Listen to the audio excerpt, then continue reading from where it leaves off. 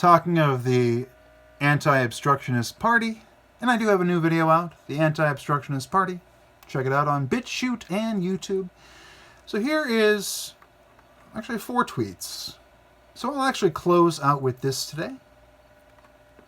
On U.S. politics, candidates vying for seats this autumn, because it was coming up to the 2018 U.S. midterm election. Candidates vying for seats this autumn, heed my words. Do not underestimate the desire of the American voter to get it done. Take a look at the 2016 presidential election voting by county for all 50 states, not just Los Angeles and New York City or California and New York. Check those voting by county for a quick read on their priorities. So almost the entire country voted for Trump by county. If you look at the map, it's something crazy. It's like 80, 85%. Check the numbers, do your research. But yeah, no, a large portion of the country. Now, only parts of the country that generally didn't vote red, by county were the city areas. There were a couple of other exceptions, but like if you look at the entire area where Manhattan is, the boroughs of New York, if you look around California, SoCal, it's all it's all blue, all those big city areas, and that's where a lot of that popular vote difference came from too. About 3 or 4 million. If you had removed California and New York from the voting, Trump would have won the popular vote. But those high population areas, of course, they contribute to popular vote. So I say here, congressional obstruction by Republicans and Democrats on a rotating and conditional schedule is undeniably contributing to Congress's dismal approval rating. An anti-obstruction platform might be a strong option for a new voice looking to make a lasting impact. Anti-obstruction. Then I say about electability. Say dangers of prolonged echo chamber exposure include not seeing the larger paradigms at play. We're all human. We're all susceptible to filtering out pieces of a given complex issue that don't appear relevant to us. Prioritizing other sides may seem irrational. So analogies requiring high cognitive dissonance are less effective in the internet age. I'll say that one more time. Analogies requiring high cognitive dissonance are less effective in the internet age. Every side of an issue has wrong portions. That means the truth lies between the two sides, or more than two. Every side of an issue has wrong portions. Casting opposition as 100% irrational and disrespecting voters' intelligence in the process of calling them as well evil, casting your opposition as evil, it's just not as persuasive as it once was.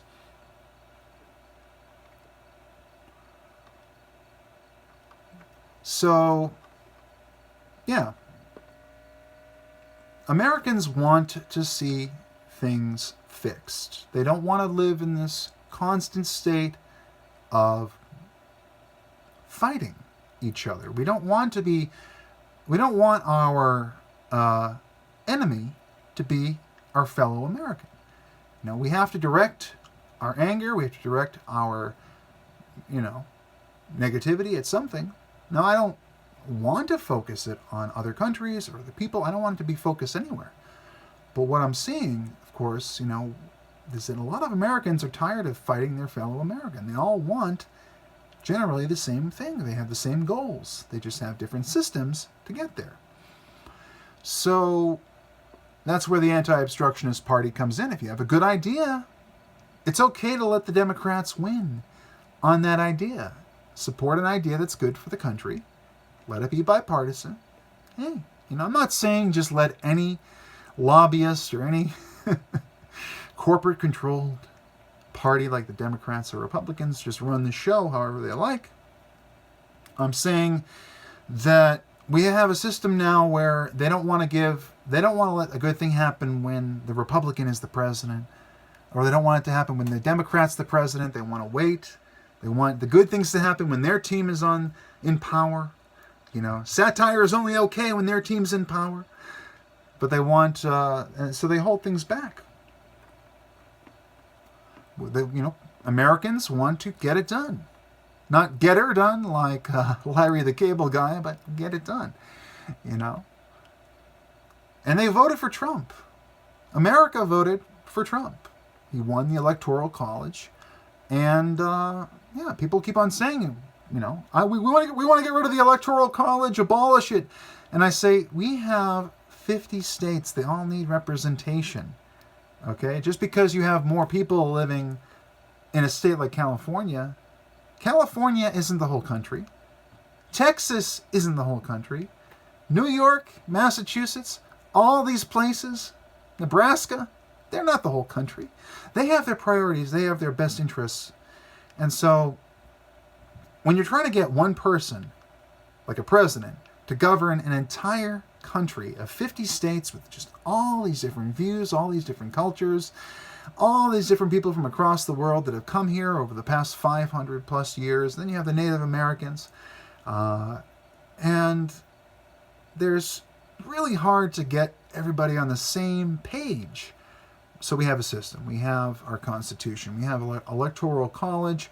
And we don't just go by the popular vote, because you could much more easily manipulate the popular vote. And you wouldn't need to campaign in places. You'd have to come up with another system that gives the middle America, the less populated states, more of, a voice. You can't have the coasts. Resources are mined and so forth inland. You can't have the coasts that benefit from the resources that, they don't have, there isn't a farm in the middle of Central Park, right? They have to bring those resources in from other places, bring them to the city. So it's like the people that are, eating, consuming the resources. They shouldn't be making all the decisions for the people that have to, grow the resources, to build the resources, to create them so they can be consumed. No, they should have a voice too, right? They should have a voice too. So they have their priorities. They voted red for the red team. So congressional obstruction by Republicans and Democrats on a rotating and conditional schedule. So that's saying, of course, that, when President Obama was in office, the Republicans were obstructing. Now that President Trump is in office, the Democrats are obstructing. And of course, it's rotating, it's conditional, but it's also undeniably contributing to Congress's dismal approval rating. They have an approval rating that's somewhere around, I want to say, 10 to 12%. And, people just aren't happy with the obstruction, with them not getting things done, with not knowing the issues that well, with them being too old. There should be term limits for Congress. We have to get rid of Citizens United so that there isn't the corrupted form of campaign finance in this country. This tweet video today is just a rant. But, an anti-obstruction platform might be a strong option for a new voice looking to make a lasting impact. Both sides working together harmoniously to get things done. That's what it is. Now, you have to know what the right thing to do is first. You can't just go out there all willy-nilly. And again, you have to have a plan. You have to have a way. Now, I see that way as more capitalism than socialism, but I also, of course, separate social programs from socialism. There are some crossover, but I think that you can have a tax subsidized, or you can have other forms of soft socialism, social programs, without going the full, let's take it to centralized public health care and all these things. Like, there is a great argument for single payer, but, I feel like here's the thing about socialism. Generally speaking, don't go and pick it apart in the comments section below if I piss you off or if I trigger you by misconstruing something about socialism. I'm not saying socialism bad. I'm saying it has a time and a place. It can't be the foundational economic structure of your nation. It has to be supplemental. It has to be secondary on top of a capitalistic structure for things to work, with the free market driving things. But basically, socialism tends to come in this box where they want the whole system to revolve around it. Like, you can't have half socialist, half capitalist. Like, if they want to control the industry, if they want to control the workforce, if they want to control everything, they want to take more taxes, it's hard for a capitalistic system to coexist in a largely socialistic system. It's almost I know this isn't a totalitarian joke, but it's almost an all or nothing thing when you get socialism. So I like to say, look, if you have a capitalistic system like the United States, you can also add a couple social programs here and there. And of course, you have what they call your roads and your public utilities, your public things that are paid for, that everybody generally supports, that is helping the economic picture of a town, a city, municipality, or a state, whatever it might be. So, yeah, anti-obstruction might be a good thing at this point in time because people want things to change. They want change. And you don't get there by blocking each other. So the electability question, dangers of the prolonged echo chamber exposure include not seeing the larger paradigms. So if you're, as I often say, if you're in this echo chamber, if you're living here, I think it's good to get away sometimes to vacation to an echo chamber, but if you live there, well, you start to become conditioned. And if it's a very unhealthy environment, it can be a form of soft psychosis, if you catch my drift. Because you're not seeing reality, you're not seeing the wider picture, you're not getting all the information. You're only seeing things framed in that way that you understand. You're seeing it from this one window that, who's to say which parts of it are right, which are wrong? How skewed is it? Is everything being taken into consideration? So on and so forth. So this is something that's unavoidable, though. We are all human. We're all susceptible to filtering out pieces of a given complex issue that don't appear relevant to us. We have our confirmation bias. We have our life that we've lived, our experience. We know what we know, and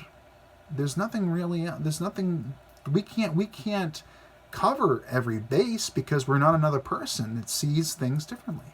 We see the things the way we do. We try hard to put it all together, to think outside the box and remember that other people could see it differently. But it can be easy to fall into a right think pattern. Everything outside of that echo chamber is wrong think. Everything outside of that narrow Overton window of acceptable dialogue is wrong think. Or they might throw a word at it like hate speech. It's hate speech. It's just an arbitrary term used to shut down your dialogue. So it could seem irrational to prioritize the other side. What if the other side... this is what I always tell people when they're talking to me about Republican and Democrat. I say, do you think that every single thing on the Democrat side is correct? Every single piece of rhetoric, every single point, every single position is the right one, always, every time?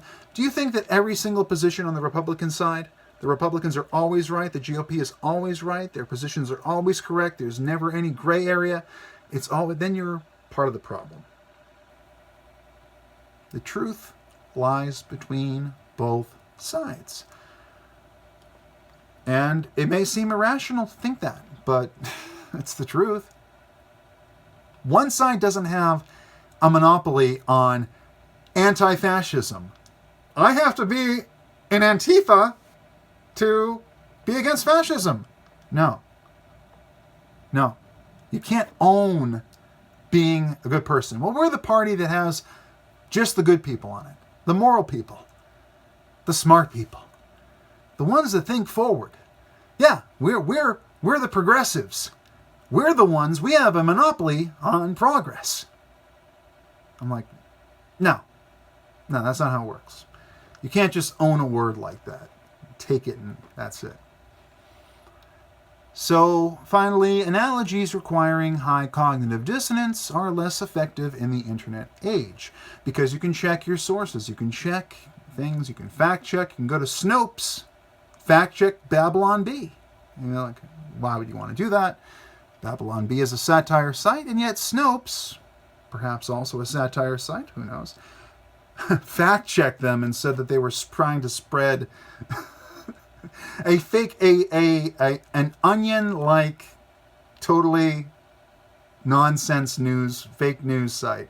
Not like CNN or Fox News fake news, but actual fake news. Babylon Bee is a satire site. They were being fact-checked by Snopes. I'm like, okay. Clown world. Beep, beep. So, you can't really get away with this crazy stuff anymore. You'd need to have like almost universal cognitive dissonance for for some of these things to pass. But you know, we have it. We have people that are seeing things on two different screens, two movies on one screen, as Scott Adams says it. The internet age, though, lets you check it. You can Google, you can DuckDuckGo. But again, I say every side of an issue has wrong portions.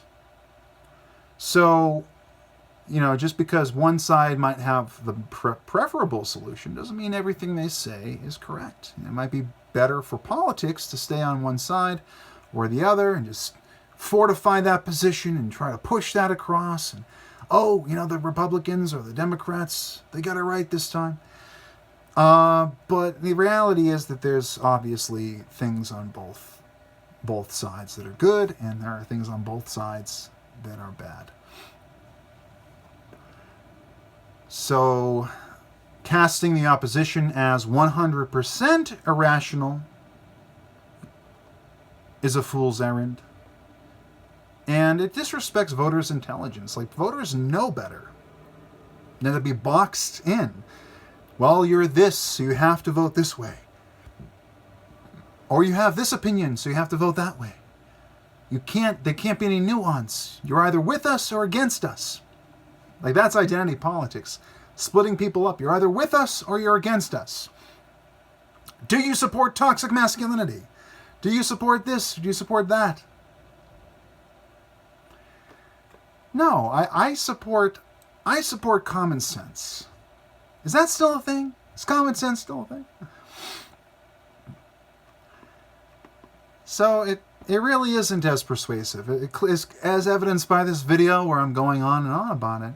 It's not as persuasive as it once was. You know, like, there's too much information out there for people to get hunkered down in one echo chamber or another. But we still do.